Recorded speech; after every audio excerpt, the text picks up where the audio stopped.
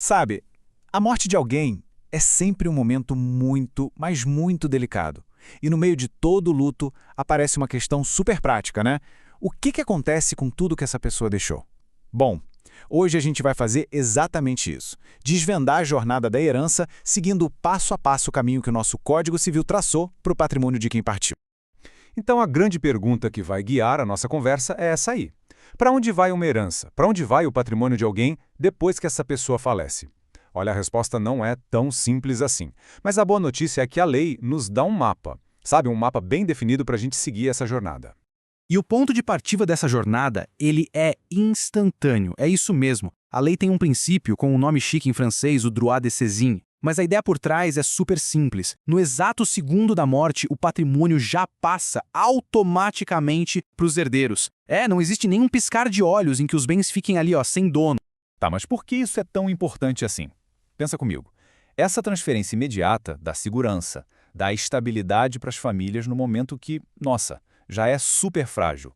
É o direito sucessório que bota a ordem na casa, sabe? Ele organiza essa continuidade e define qual vai ser o caminho do legado que a pessoa deixou. Ok. Então, a partir do momento em que a herança é transmitida, o herdeiro dá de cara com a primeira grande encruzilhada da jornada. É uma escolha. E que escolha? Uma decisão fundamental. Aceitar o que foi deixado ou abrir mão, renunciar a esse direito.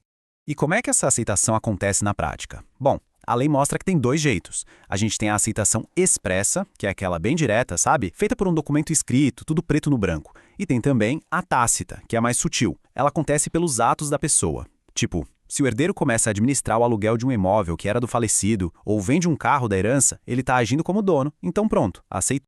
Mas olha só que interessante. A lei também tem bom senso. Ela entende que nem tudo é sinal de que a pessoa quer a herança. Tem atos que são de puro cuidado, não de posse. Por exemplo, organizar o funeral, poxa, isso é um ato de respeito. Ou fazer um reparo urgente num imóvel para não estragar tudo. Ou até mesmo uma coisa bem nobre, que é abrir mão da sua parte de graça para os outros herdeiros.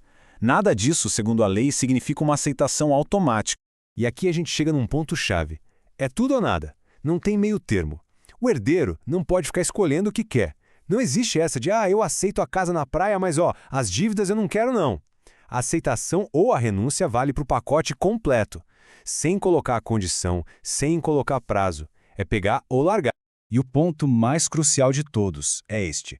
Essa decisão de aceitar ou de renunciar tem um peso gigantesco. Por quê? Porque ele é definitiva. Uma vez que a escolha foi feita, não tem como voltar atrás. A lei é bem clara nisso, bem categórica. A decisão é irrevogável. Não tem delete, não tem desfazer. Mas essa jornada da herança pode ter umas reviravoltas e bem dramáticas, viu? A lei prevê situações muito sérias em que um herdeiro, por causa do que ele mesmo fez, pode ser considerado indigno. E aí, ele é simplesmente removido à força do caminho da sucessão. E os motivos para isso acontecer são pesadíssimos. A gente está falando de coisas terríveis, como ser autor ou cúmplice no homicídio da pessoa que deixou a herança. Ou então, acusar essa pessoa falsamente de um crime na justiça. Ou ainda, usar de violência, de fraude, para impedir que a pessoa decida livremente o que fazer com os bens dela no testamento. São, sem dúvida, as piores ofensas possíveis contra a confiança e o respeito. Só que a lei, olha só, traz uma solução bem interessante para essa situação. A punição é pessoal, ou seja, ela atinge só o herdeiro que cometeu o ato, o indigno. Os filhos dele não têm culpa. Então os descendentes dessa pessoa podem herdar no lugar dela. É como se o herdeiro indigno já estivesse morto. O nome disso no direito é direito de representação. Ok, mas e o perdão? Existe essa possibilidade? Existe. A pessoa que foi ofendida pode, em vida, perdoar. Mas não é de boca para fora. Ela tem que fazer isso de forma expressa, num testamento ou em outro documento oficial. Aí sim, ela reabilita o herdeiro e devolve a ele o direito de herdar. Agora, vamos virar a página e pensar em outro cenário. O que acontece quando a jornada da herança parece que chegou num beco sem saída? Não tem testamento, ninguém conhece nenhum herdeiro, e agora? Bom, é aí que surge o que a lei chama de herança jacente. É quase um mistério a ser resolvido. E o que acontece na prática? É um processo, passo a passo. Primeiro, o juiz nomeia um curador, que é alguém para cuidar e proteger os bens. Depois, a justiça começa a publicar editais, que são tipo anúncios oficiais, um chamado público procurando possíveis herdeiros. Se passar um ano inteiro e ninguém aparecer, a herança é declarada vacante, ou seja, vaga. E aí, se depois de 5 anos da morte a situação continuar a mesma, esses bens finalmente vão para o domínio público, seja do município, do Distrito Federal ou da União.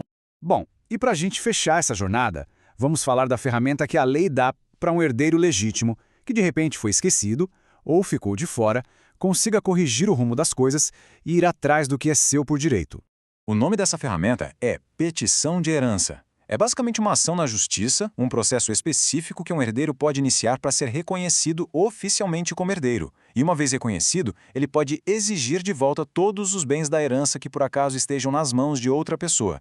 Chegando ao final dessa nossa jornada, fica uma reflexão, né? O direito das sucessões é, na verdade, uma busca constante por um equilíbrio muito delicado. De um lado, tem a vontade de quem partiu. Do outro, os direitos de quem ficou. A lei está sempre tentando harmonizar esses dois pontos, mas a grande questão que nunca se cala é: qual dos dois deve pesar mais em cada situação específica? Essa é a pergunta que faz desse campo do direito uma coisa tão complexa e tão humana.